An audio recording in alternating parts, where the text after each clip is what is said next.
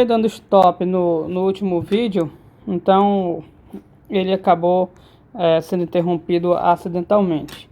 Mas, ou seja, esse aqui é imediatamente continuação. Eu talvez até era parte 9 aquele, talvez até coloquei ainda como parte 9. Mas voltando a falar da família de soluções. Guys, devemos lembrar alguns detalhes sobre as nossas soluções. As nossas soluções, a nossa solução, melhor dizendo, ela tem que ser uma função derivável. Se nós lembrarmos lá quando a gente teve a aula, acho que foi na aula 2, onde teve uma aula onde a gente definiu o que era uma solução de uma equação. E essa definição ela será importante para o que vem a seguir. Eu vou tentar colocar em tela aqui para nós. Está aqui a definição.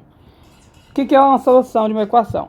Uma solução de uma equação diferencial, solução, tem que ser uma função derivável até a ordem n.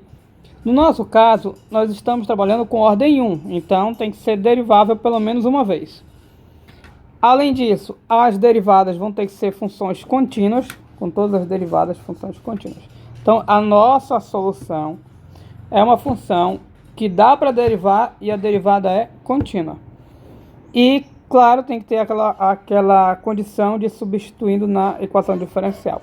Quando você resolve um processo de uma equação diferencial, o que você acha é uma função que dá para substituir, ou seja, que satisfaz essa condição aqui. Era para ser amarelo, mas tudo bem. De substituir na equação diferencial e nos retorna com a identidade. E algumas vezes é bom ter cautela com o domínio da nossa função. Lembre-se que a função ela deve ser derivável. Sabemos que toda função derivável é contínua, então no mínimo a nossa função tem que ser contínua.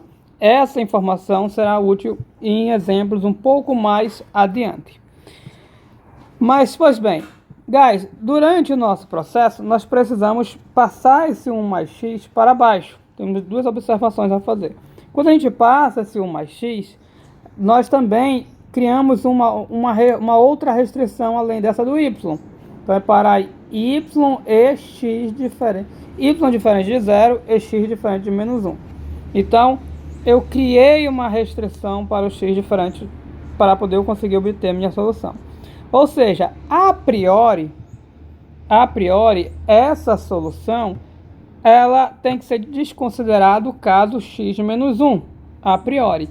Mas essa restrição foi para conseguirmos executar o nosso processo e chegar até aqui. Entretanto, todavia, porém, podemos observar, nesse caso, que talvez essa restrição não seja empecilho para nós. Por quê? Primeiramente, observe uma coisa. Aqui nós temos um módulo. Devemos lembrar que o módulo de uma expressão, o módulo de um y, como já vimos, é igual a mais ou menos y, dependendo da condição do y. O módulo de 1 mais x, ele é mais ou menos 1 mais x. Mais ou menos 1 mais x, da mesma forma que eu tenho aqui. Então, essa constante, ela pode absorver o mais ou menos, que nem aqui. Quando a gente fala em absorver o mais ou menos, significa que a constante vira mais ou menos, e aí eu rebatizo por uma nova constante. Então, quando eu passei o processo daqui para cá, eu poderia ter eliminado esse módulo também, colocado mais ou menos, e essa minha nova constante ficar sem o mais ou menos. Dessa forma, eu não preciso colocar módulo aqui. Então, se você achou um pouco confuso, de modo geral, quando aparecer os módulos, você pode ficar eliminando, elimina o módulo e deixa que a constante vai absorvendo o sinal.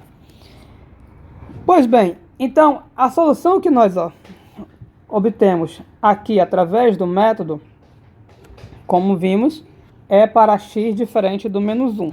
Mas observe que essa constante, essa função, não precisa ter restrição para x igual a menos 1. Porque essa função ela é derivável, ela é derivável, posso derivar. Vou fazer a conta aqui para vocês. Se eu definir uma solução φ de x como sendo 1 mais x, vai ter uma constante aqui, uma constante y, tá? Coloquei aqui. E eu derivo essa função, posso derivar. Qual a derivada dessa função? É o próprio c. Então, a minha função ela é derivável. A derivada ela é contínua. Não importa se o x é menos 1 ou não. Então, não preciso dessa restrição. A minha função satisfaz todas as condições de solução. Ou seja, a restrição foi, na moral da história, a restrição foi apenas para o processo de solução, mas ela não é necessária para a nossa solução. Mesmo sem essa restrição, você pode chegar aqui e calcular calcular tanto o lado esquerdo quanto o lado direito, que vai conseguir obter a identidade. Então, essas duas equações, elas parecem a mesma equação, mas não são. Elas não são iguais.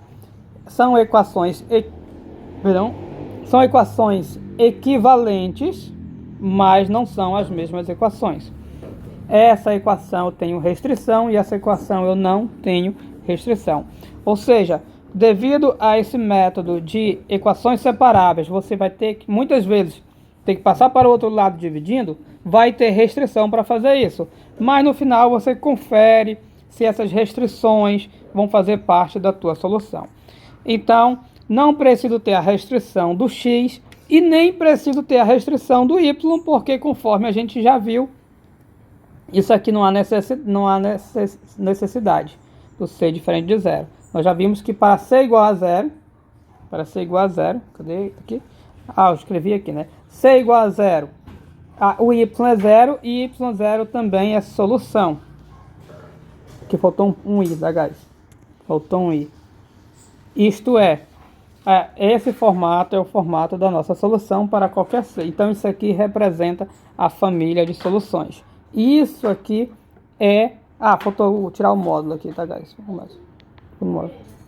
Isso é a nossa família de soluções, ok? Talvez pode parecer um pouco confusa, porque de início, mas isso são conceitos novos que vão se habituando. Então, qualquer dúvida, vocês podem perguntar lá no Telegram ou no atendimento. Ok, guys? É isso. Thanks.